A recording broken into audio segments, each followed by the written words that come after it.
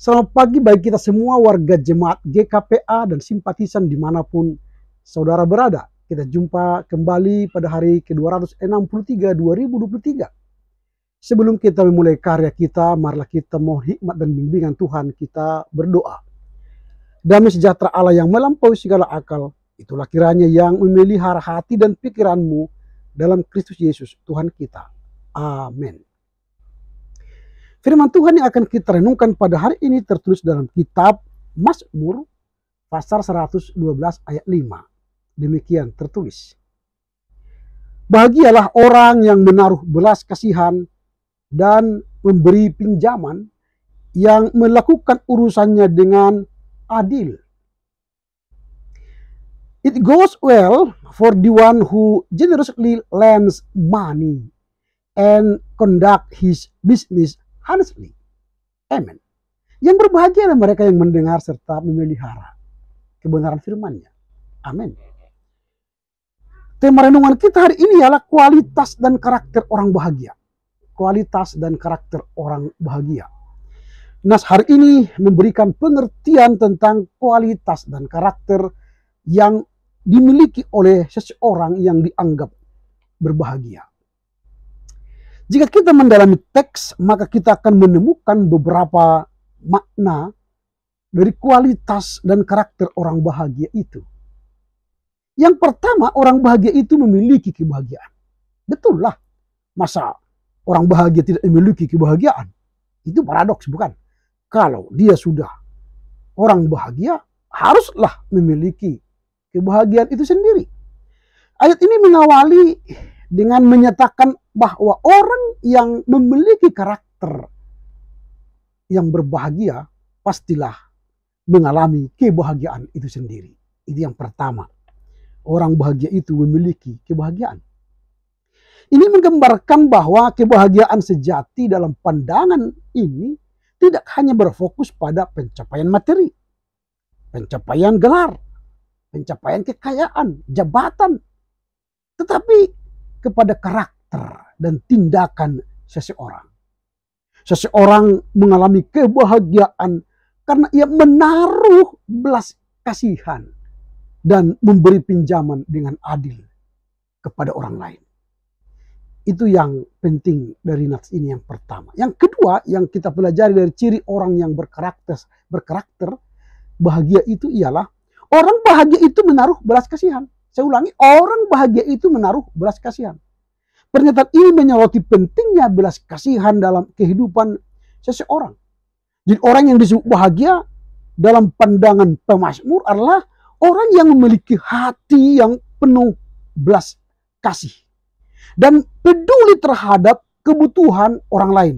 Kebutuhan suami istrinya, kebutuhan anaknya, kebutuhan tetangga, kebutuhan warga jemaatnya, kebutuhan masyarakat.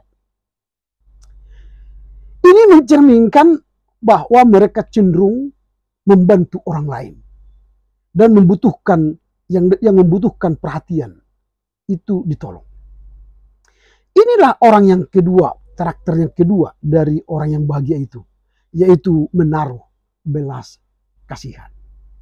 Yang ketiga, ciri dan karakter orang yang bahagia ialah orang bahagia itu memberi pinjaman. Jadi orang yang bahagia itu selalu mau memberi pinjaman dari kemurahan hatinya. Artinya dalam kehidupan praktis, orang yang bahagia itu selalu bersedia memberi pinjaman atau membantu orang secara finansial ketika diperlukan. Artinya dia tidak pelit, itu artinya. Orang bahagia itu tidak pelit. Tetapi orang bahagia itu suka membuka dompetnya dan memberi kepada orang lain. Jadi kalau saudara pelit, saudara mungkin belum bahagia. Jika Anda mau memberi, potensi Anda bahagia ada. Karena berbahagialah orang yang memberi daripada menerima. Itu yang ketiga. Yang keempat, orang bahagia itu melakukan urusannya dengan adil. Jadi orang bahagia itu pastilah melakukan urusannya dengan adil. Tidak neko-neko, tidak curang. Iya kan? Ini menyoroti pentingnya keadilan dalam segala tindakan dan urusan. Jadi orang bahagia itu adalah orang yang berlaku adil dalam segala hal. Baik itu dalam hubungannya dengan orang lain, dengan bisnisnya, pekerjaannya, pelayanannya, dan lain-lain. Mereka tidak mau mengeksploitasi orang lain, bertindak untuk mendapatkan untung bagi dirinya. Dia tidak akan mau itu. Inilah yang kita pelajari dari teks ini jika kita dalami. Nah, pertanyaan kita sekarang, apa refleksi dari nats ini kepada kita dalam kehidupan kita hari ini? Ada beberapa refleksi dari nats ini untuk kita renungkan dan lakukan dalam kehidupan kita. Yang pertama, pentingnya kebaikan dan kebelurahan hati. Saya ulangi, pentingnya kebaikan dan kebelurahan hati. Kata kebelurahan itu adalah kata benda yang dalam bahasa Indonesia memiliki arti dan makna terkait dengan sifat atau tindakan yang berbuat baik, penuh kasih, murah hati terhadap orang lain. Itu namanya kebelurahan hati. Jadi pentingnya kebaikan dan kebelurahan hati menggarisbawahi bahwa orang yang bahagia itu haruslah punya kebelurahan hati, kemurahan hati kepada dirinya, keluarganya, orang lain, warga jemaat, bahkan bagi Tuhan. Jadi orang yang bahagia adalah mereka yang menunjukkan belas kasihnya kepada sesama, kebelurahan hatinya kepada sesama. Ini mengajarkan kepada kita tidak hanya berpikir tentang diri sendiri, kepuasan diri sendiri, tetapi juga harus berpikir kebutuhan orang lain. Itu yang penting kita refleksikan. Jadilah orang yang baik hati dan memiliki kebelurahan hati. Itu yang pertama. Yang kedua, penting kedermawanan.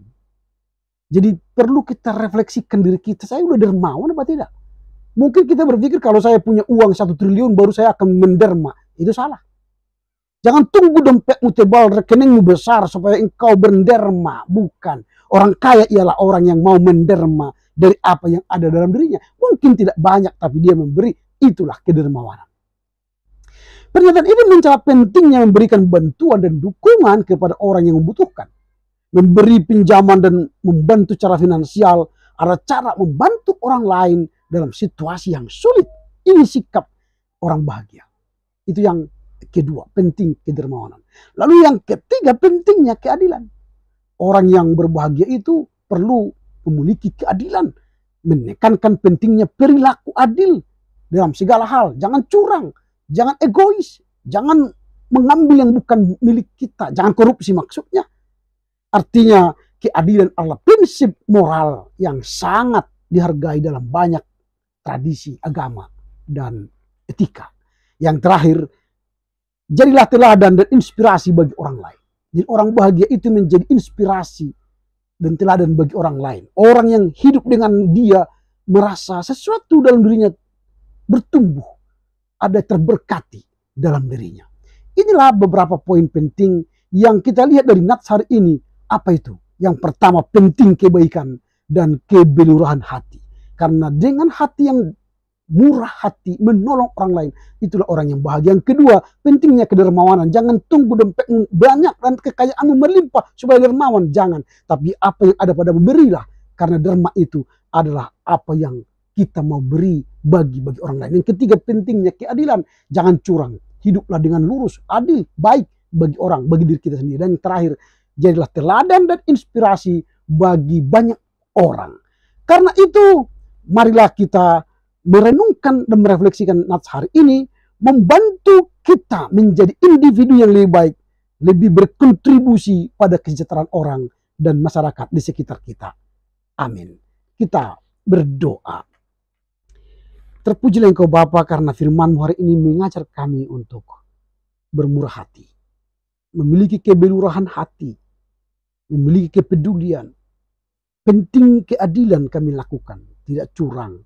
Bahkan kami menjadi teladan bagi contoh, bahkan sumber inspirasi bagi orang lain. Dengan firman-Mu ini kami termotivasi untuk membarui hidup kami hari demi hari. Terpujilah Engkau Bapa, mampukan kami mengerti melakukan kebenaran firman-Mu dalam kehidupan kami sehari-hari. Amin. Selamat berkarya untuk Tuhan. Tetaplah diberkati Tuhan. Jaga kesehatan. Horas, horas, horas.